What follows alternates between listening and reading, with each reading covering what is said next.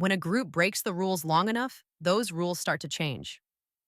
That's what happened with Stray Kids. They didn't just build a career, they built a new model for what a K-pop group could be.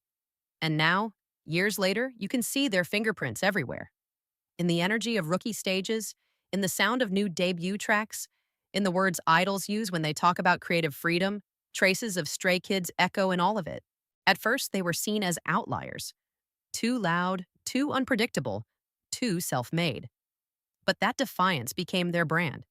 The chaos they carried in their music, that raw, unfiltered honesty, turned into something younger groups wanted to emulate. It wasn't about copying a sound. It was about inheriting an attitude. The belief that being different isn't a weakness, it's a weapon. You can feel that influence across the fourth and fifth generations of K-pop. Groups like ATEEZ, Zeekers, Boy Next Door, and even emerging acts under smaller labels now lean into imperfection. They use grit, distortion, and experimental structures once considered risky. They perform with the same unrestrained intensity that Stray Kids brought to the stage, that sense of chaos that somehow feels deliberate.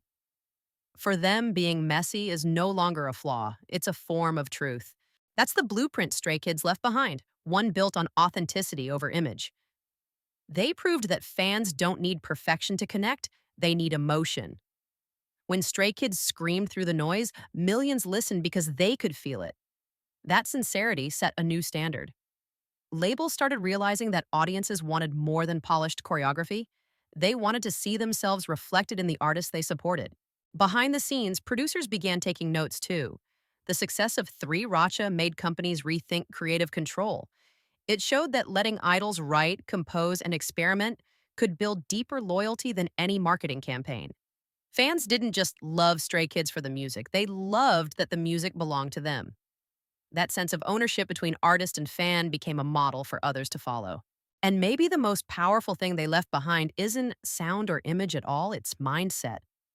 A reminder that the system can be challenged from within, that vulnerability can coexist with strength, and that art doesn't have to be flawless to be unforgettable. Because before Stray Kids, chaos was something to hide. After Stray Kids, chaos became something to celebrate. The new generation of idols grew up watching Stray Kids fight for creative control.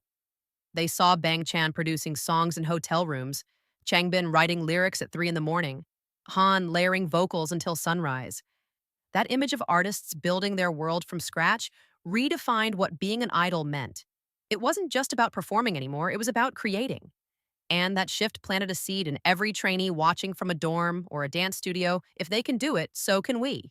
When groups like ATEEZ or Psychers speak about artistic direction, they talk about freedom, self-expression, and storytelling. Those are words that didn't always exist in K-pop interviews. Now they appear everywhere. The rise of self-producing idols isn't coincidence, it's culture. A culture born from Stray Kids proving that creative honesty can be commercially successful.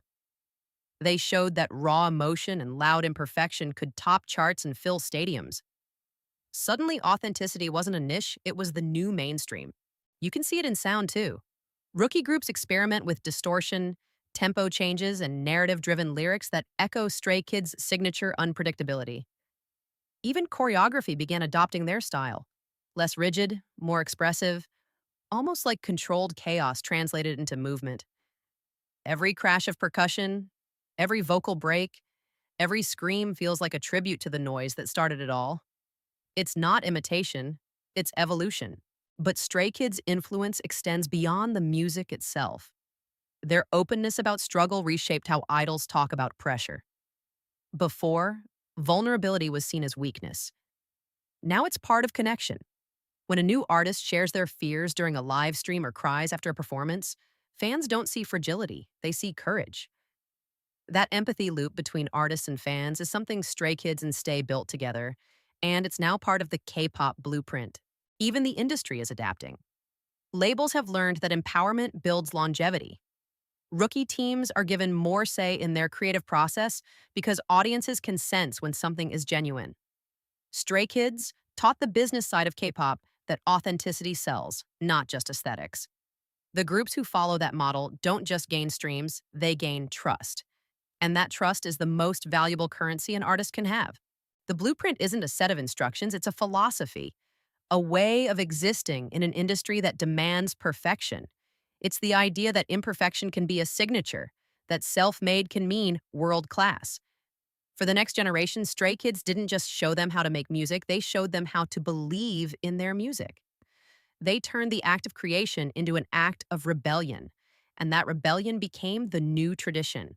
The real proof of Stray Kids' legacy isn't found in awards or numbers. It's found in what the next generation dares to attempt. Every time a new group releases a self written track, every time a producer lets an artist's idea lead the room, every time a trainee decides to make something honest instead of safe, that's the blueprint in motion. It's invisible, but everywhere. K-pop used to be about replication, training systems designed to produce the perfect idol.